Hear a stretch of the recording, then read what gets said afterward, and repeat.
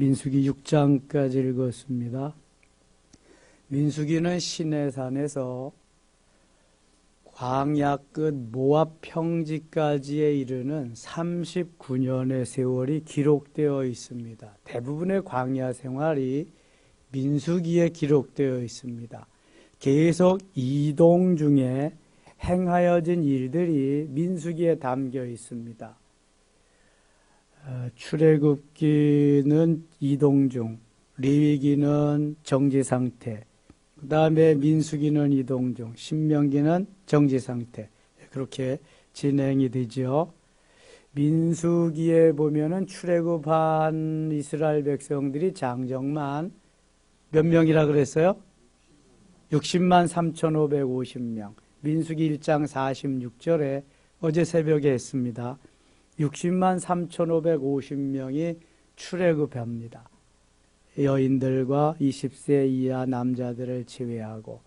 그래서 대개 출애굽한 인구가 200만 내지 300만은 좋게 될 것이다 라고 추정하고 있습니다. 그 많은 사람들이 40년 동안 광야의 길을 걷는 동안에 어떻게 그들을 이끌고 갔을까? 모세의 장인 이드로가 그에게 충고한 대로 1000부장과 100부장, 50부장, 10부장을 선출해서 돕도록 하기도 했지요. 또 족장들을 선출해서 저들을 이끌어 가도록 하기도 했습니다. 정말 중요한 것은 성막 중심의 삶이었습니다. 오늘날 성전 중심의 삶이지요. 회막, 성막을 중심으로 해서 레위 지파가 거기를 에워싸고 그 다음에 12지파가 그 주위를 진열해서 그렇게 머물고 그렇게 행진합니다. 늘 성전 중심의 삶 속에 하나님이 낮에는 구름 기둥으로 밤에는 불 기둥으로 인도하셔서 더운 그들을 시원하게 해주시고 추운 그들을 따뜻하게 해주십니다. 있을 수 없는 일이 광야에 벌어진 것입니다. 하나님이 이스라엘 백성들을 사랑하신 사랑의 증거가 그렇게 나타난 거지요. 그러면서 너희들이 이렇게 하나님의 법을 지키면서 살아라. 우리가 국법도 있고 거기에 또한 지방법도 있고 여러 가지 법이 있는데도 수많은 사람들이 범죄해서 감옥에 들어갑니다. 그럼 광야 시절에는 어떻게 다 했을까? 그런 걸 방지하기 위해서 하나님이 이렇게 이런 건 하고 이런 건 하지 말라 다 말씀을 주신 거예요. 성경에 일일이 다 말씀을 광야의 길을 가는데도 하나님이 이 말씀을 계속하고 있습니다. 그럼 성막은 누가 철거하고 누가 가서 설치해야 될 것이냐? 레위 자손이 해라. 성막 중에서도 지성소가 있는데 지성소 안에 있는 증거궤, 법궤, 언약궤는 그럼 누가 담당할 것이냐? 마땅히 레위 자손이 담당하는데 그 법궤만은 레위 자손 중에서 레위 지파 중에서도 고핫 자손이 책임을 져라. 그래서 오늘 본문 4장에는 고핫 자손의 임무를 말씀합니다. 지성소에 있는 법궤 담당은 너희들의 것이다. 만지지 말아라. 만지면 죽는다. 법궤 사방에 있는 고리에 채를 꿰서 반드시 메어갈 것이니라.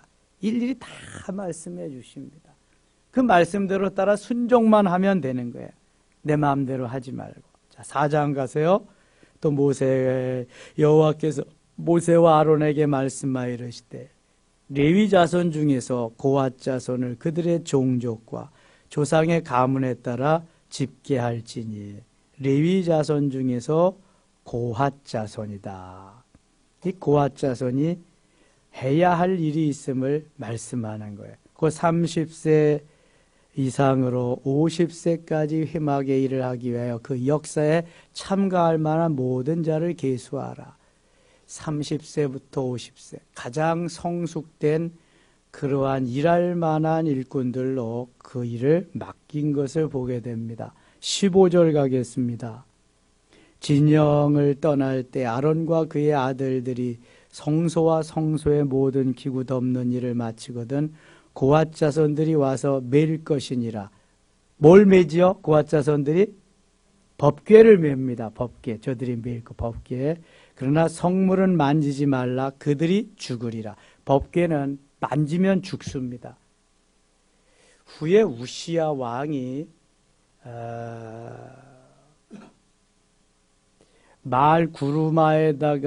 소 구루마에다가 법궤를 실어갈 때에 소가 뛰어가지고 법궤가 떨어지게 생겨서 떨어지지 않도록 그것을 우시야 왕이 잡다가 어떻게 됐어요? 죽어 문둥병에 걸리고 죽습니다. 예. 그러니까 하나님이 하라네. 소가 뛰어서 떨어지고 말고 절대로 손으로 잡으면 안 돼.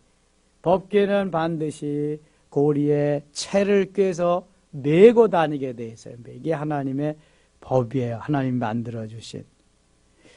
중반절에 다시 보세요. 고앗 자손들이 와서 맬 것이니라. 그러나 성물은 만지지 말라. 그들이 죽으리라.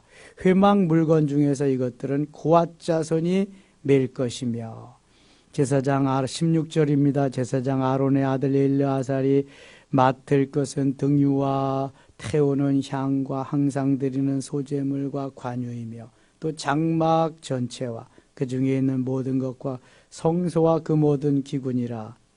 성소는 누구만 들어가요? 성소는 제사장만 들어갑니다. 지성소는 누구만 들어가요? 대제사장만 들어갑니다. 대제사장도 속죄일에 1년 한 번밖에 못 들어가요. 1년 1차 속죄일날 7월 1일이 나팔절에 제사장이 나팔을 불어서 열흘 동안 준비하게 합니다. 속죄일을. 그래서 대제사장은 속죄일날 지성소에 들어가서 자기의 죄를 위해서, 가족의 죄를 위해서, 온 백성의 죄를 위해서 제사 지내는 날이 바로 속죄일이에요. 대제사장만 들어가는 겁니다. 5장에 가겠습니다. 5장에는 부정한 사람들은 이렇게 처리를 해라. 하나님이 또 말씀하십니다. 범죄한 자들을 이렇게 하나님이 처리하라고 여호와께서 모세에게 말씀하여 이르시되, 하나님이 꼭 모세에게 말씀하여 5절에도 보면 여호와께서 모세에게 말씀하여 이르시되, 하나님이 오늘도 말씀하십니다. 귀에 쟁쟁이 들을 수 있도록 다메섹 도상에서 사울에게도 말씀하시지만 구약시대에 하나님의 사람에게 하나님은 수시로 말씀하십니다. 선지자들에게도 말씀하시고 오늘날 쩡쩡 울리는 하나님의 음성을 들을 수는 없지만 일평생 한두 번 초자연적인 음성을 들을 수도 있습니다. 대부분 내면의 음성으로, 영의 음성으로 주님이 들려주십니다. 세상의 소리에 좀 민감하지 말고 하나님의 음성, 하나님의 소리에 민감할 수 있어야 돼요. 열왕기상 19장에 엘리야 선지가 호렙산 바위굴에 들어가서 하나님이 어떻게 하시나, 나만 남겨놓고 나 하나님의 사람을 거두어 가셔 어떻게 하시나 보는데 태풍, 바람도 지나가고 그 다음에 지진도 지나가고 불도 지나가고 거기 분명히 하나님이 계셔야 되고 하나님의 음성이 들려야 되는데 들리지 않아요. 다 지나간 다음에 하나님이 무슨 소리로 말씀하세요? 세미한 소리로. 하나님이 세미한 소리로. 이것은 엘리야가 집중하지 않고 영의 음성을 기다리지 아니하면 들릴 수 없는 그러한 세미한 소리로 엘리야에게 그의 가슴에 말씀합니다. 엘리야야, 네가 왜 여기 있느냐? 너 여기 있을 군번이 아닌데 네가 왜 여기 있느냐?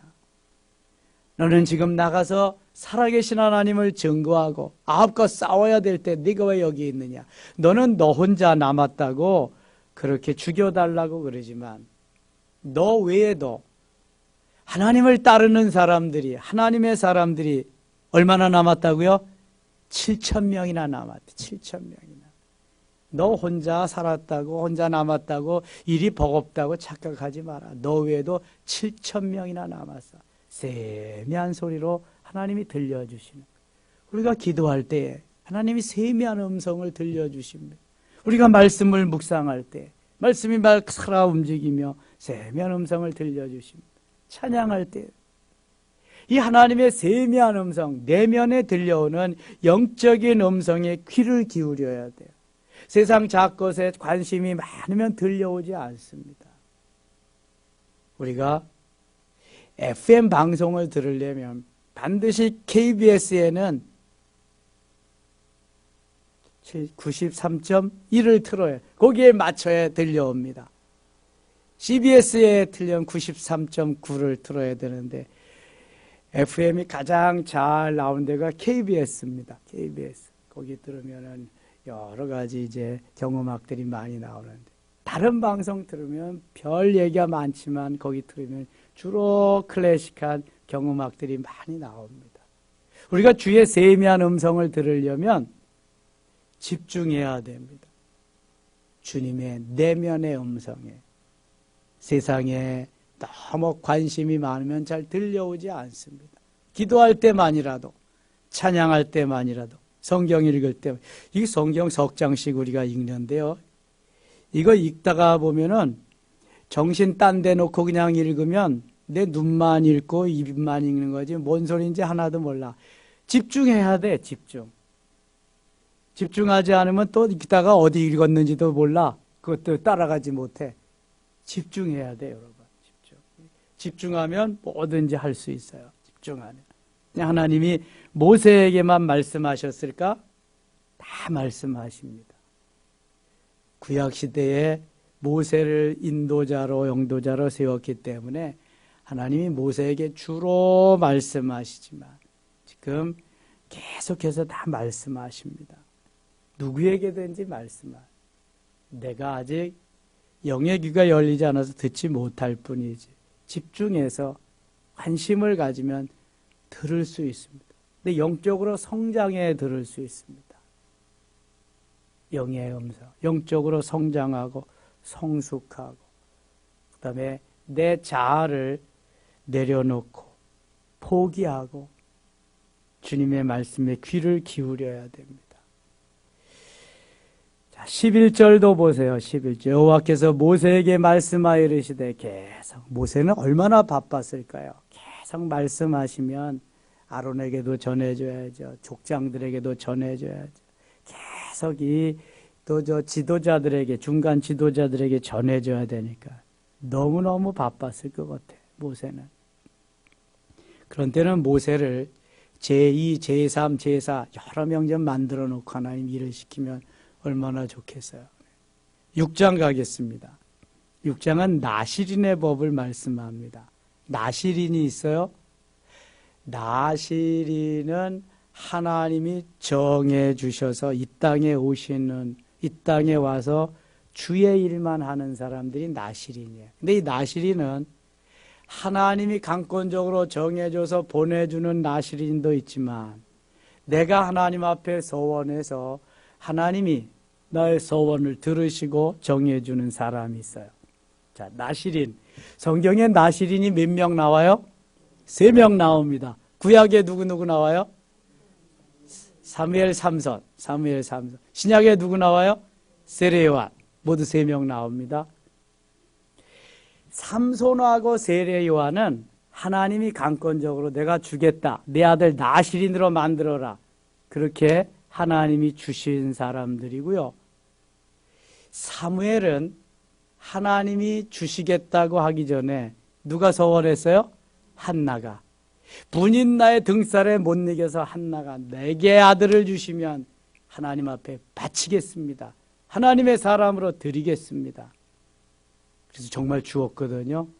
그래서 돌 대면서 하나님 앞에 갖다 드렸어요. 엘리 제사장이 그래서 사무엘을 돌보면서 주의 전에서 성전에서 키웁니다. 그래서 하나님이 강권적으로 주신 나실인이 있는가 하면 서원에서 하나님이 주셔서 일을 맡기는 나실인도 있다. 그렇게 보시고 나실인은 3가지를 금해야 돼요. 포도주와 독주를 마시지 않는다. 그 다음에 시체를 가까이 하지 않는다. 삭도를 대지 않는다. 머리를 자르지 않는다. 세 가지를 꼭 지켜야 돼요. 이거 지키지 않아가지고 힘을 못 써서 일을 제대로 못한 사람인데 누구죠? 삼손이요. 삼손. 삼손은 뭘 안 했어요? 뭘 안 지켰어요? 머리를 저기 자르지 말아야 되는데 그 들릴라라고 하는 여인의 치마폭에서 들릴라의 유혹에서 벗어나지 못하고 결국은 몇 번씩 거짓말하다가 진짜를 가르쳐줘서 머리가 잘려가지고 힘을 못 썼지요. 하나님의 사람은 반드시 그걸 지켜야 된다. 6장 여호와께서 모세에게 말씀하여 이르시되 이스라엘 자손에게 전하여 그들에게 이르라 남자나 여자가 특별한 서원 곧 나실인의 서원을 하고 자기 몸을 구별하여 여호와께 드리려고 하면 포도주와 독주를 멀리하며 포도주로 된 초나 독주로 된 초를 마시지 말며 포도즙도 마시지 말며 생포도나 건포도도 먹지 말지니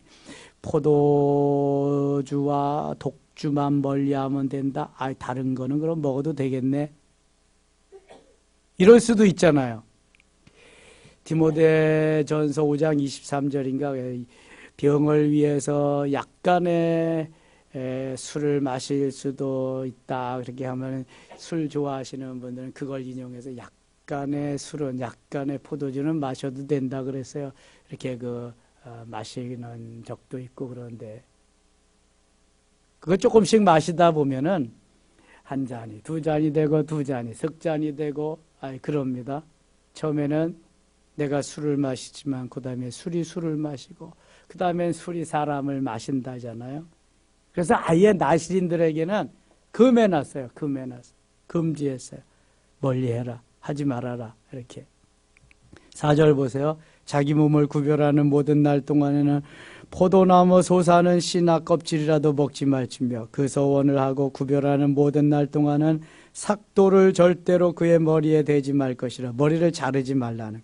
자기 몸을 구별하여 여호와께 드리는 날이 차기까지 그는 거룩한 즉 그의 머리털을 길게 자라게 할 것이며 머리털을 자르지 말고 계속 기르면은 아마 키보다도 더 크고 막 이제 끌고 가야 될 것 같아요. 그렇게 길 것 같아. 언젠가 TV에서 한번 보니까 정말 긴 그 사람이 있더라고. 머리를 어떻게 감겠어요? 매일 목욕, 매일 샤워해야 되겠지. 아마 일하는 것보다도 머리 감고 치장하는 시간이 더 많이 걸릴 것 같아. 아이고. 이 나실이는 그러니까 아무나 하는 게 아니죠. 이게. 하나님이 이런 사명 주셔야 하는 거지. 이거 어떻게 하겠어요? 6절 보세요. 자기의 몸을 구별하여 여호와께 드리는 모든 날 동안은 시체를 가까이 하지 말 것이요. 7절 같이 읽겠습니다. 그의 부모 형제 자매가 죽은 때에라도 그로 말미암아 몸을 더럽히지 말 것이니 이는 자기의 몸을 구별하여 하나님께 드리는 표가 그의 머리에 있음이라. 부모 형제 부모님이 돌아가셔도 시체를 가까이 하면 안 돼. 이게 하나님의 법이기 때문에. 아니 그런 하나님을 왜 믿어요? 그러지 말고 이건 하나님이 하신 특별히 해야 할 일이 있기 때문에 시체는 가까이 하지 말아라. 그런 하나님의 법이지요. 자기의 몸을 구별하는 모든 날 동안 그는 여호와께 거룩한 자니라.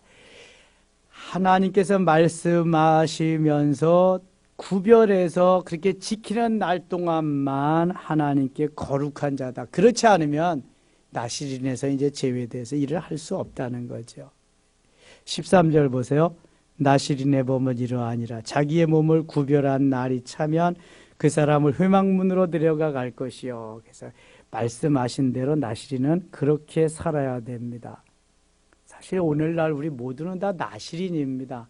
하나님이 세상에서 구별해서 선택해서 하나님의 말씀대로 따라 살게 한 나실인. 세상 사람들과 다르잖아요. 그렇게 살아야 한다는 걸 말씀하는 거예요. 21절 가겠습니다. 21절 같이 읽어요. 이는 곧 서원한 나실인이 자기의 몸을 구별한 일로 말미암아 여호와께 헌물을 드림과 행할 법이며 이외에도 힘이 미치는 대로 하려니와 그가 서원한 대로 자기의 몸을 구별하는 법을 따라야 할 것이니라. 아멘. 서원한 대로 하나님이 또 말씀하신 대로 한나가 서원한 대로 그대로 했잖아요. 그래서 서원한 것은 내게 손해가 올지라도 반드시 해야 돼요. 하나님과의 약속이기 때문에. 그렇지 않으면 서원하지 말아야 돼요. 꼭 서원하고. 우리가 급해 맞을 땐 서원하지만 일이 잘 나갈 때는 다 잊어버립니다. 그거는 혼나요. 언젠간 하나님 앞에. 서원한 것은 꼭 지키도록 해야 돼.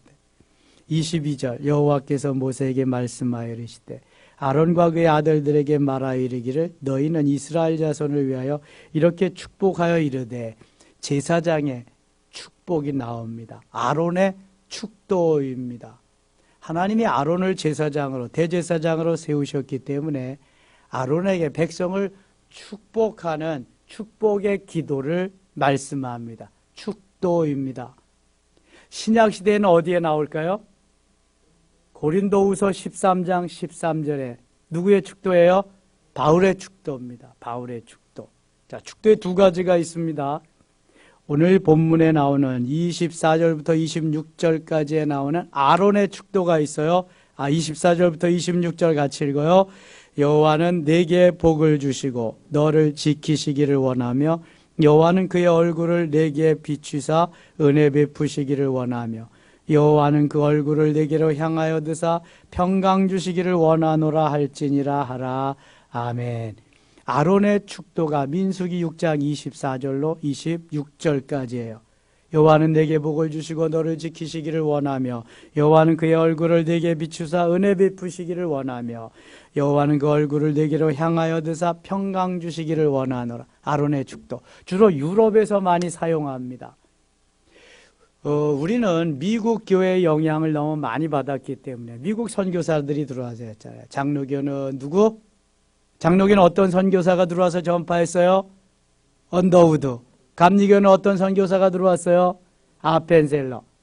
1885년 4월 5일 부활절날 언더우드와 아펜셀러 두 선교사가 동시에 인천 제물포항에 내려서 선교를 시작했습니다. 그래서 네비우스 선교 정책이라고 해서 둘이 이렇게 조약을 맺었습니다. 서울은 동시에 같이 선교하고 그 다음에 이 중부지방, 중부지역은 장로교가 그 다음에 서부지역과 저 동부지역은 감리교가 맡아서 선교한다. 그래서요 인천 그 다음에 저 충청도 서해안 동해안 쪽에는 주로 감리교 대부분 감리교예요. 근데 중부지역은 이렇게 그저 장로교가 많고 서울은 동시에 같이 했기 때문에 같이 있는 거예요. 그래서 최초로 세워진 교회가 장로교회 모교회가 어느 교회다? 세문안교회. 감리교회 모교회가 어느 교회다? 정동교회. 같이 거기에 비슷하게 얼마 떨어지지 않은 곳에 처음 교회들이 세워져요. 정동교회는 초창기의 교회가 그대로 유지되어서 문화재로 되었고 세문안교회는 초창기의 교회를 헐어서 다시 짓기 때문에 다 없어져 버렸어요. 안타까운 거죠. 지금 어마어마하게 멤버드로 거기 현대식으로 다 줬지요. 거기 여기 세문안교회 나오시는 저기 세문안교회 나오시는 집사님 다 줬지요. 네. 또 우리 안수 집사, 안수 권사님 가끔 나오시는 분이 있는데 동원 아파트에. 네.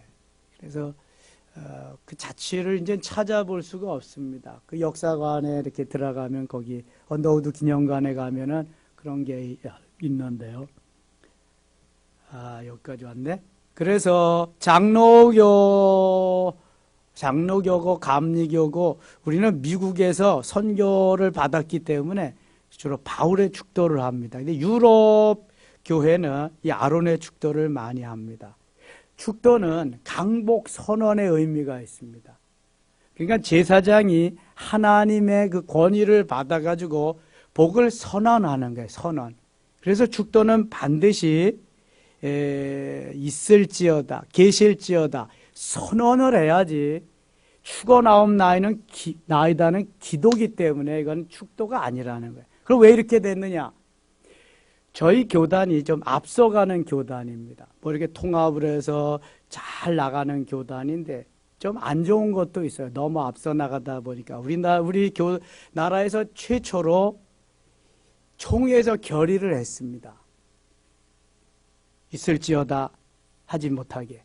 왜 그랬냐 하면은 30대 목사가 7, 80대 장로님들이 계시는데 있을지어다 하면 이게 별 기분 안 좋잖아요. 결의를 해버렸어요. 그래서 하지 못하게. 이게 성경적이 아닙니다. 신학적인 논쟁이 지금도 많습니다.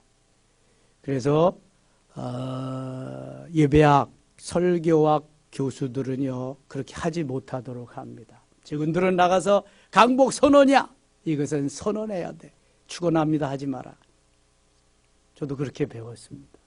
곽선희 목사님, 정장복 교수님 절대로 그렇게 안 해요. 그래서 꼭 계실지어다 하죠. 우리 교단만 축원하옵나이다 합니다. 또 하나 우리 교단의 잘못된 거, 부목사가 담임 목사가 될 수가 없습니다. 왜냐하면 담임 목사님이 어디 해외 선교 나가고 그랬는데 장로님들하고 부목사님들하고 하나가 돼가지고 담임 목사님 밀어내고 부목사가 딱 당회장이 돼. 이걸 없애기 위해서 법을 만들었습니다. 부목사는 담임 목사가 될 수 없다. 단 다른 교회 나갔다가 3년 이상 채우고 오면은 담임 목사가 될 수 있다. 근데 이건 성경적이 아닙니다. 계속 담임 목사의 뒤를 이어서 거기에 그 스타일과 그 교회의 형편을 잘 아는 사람이 같이 목회를 하면서 이어받아서 목회를 해야 그 교회가 잘 될 수 있는데 이걸 법으로 이걸 만들어버렸기 때문에 해외에서 공부한 이들만 자꾸 데려다니까 교회가 문제가 많아서 큰 교회들이 다 지금 문제가 일어나는 거예요. 문제가. 고쳐야 됩니다. 이거는 아주 성경적인 것도 아니에요. 거기다가 이제 뭐 아버지의 대를 이어서 대 있는 것도 다 법으로 만들어 버렸죠. 이 성경적이 아닌 법을 인위적으로 많이 만들어서 혼란을 초래하는 경우가 지금 많이 있다. 하나님이 원하시는 성경의 법대로 말씀대로 따라하는 것이 하나님이 기뻐하는 건데 인위적으로 만들어서 하나님의 뜻을 또 거슬려는 것도 많다. 좋은 건 너무 좋은데 그런 것도 있다. 그런 것입니다. 오늘 아론의 축도는 하나님이 복을 주시기를 원하시는 거예요. 은혜 베푸시기를 원하는 거예요. 평강 주시기를 원하는 거예요.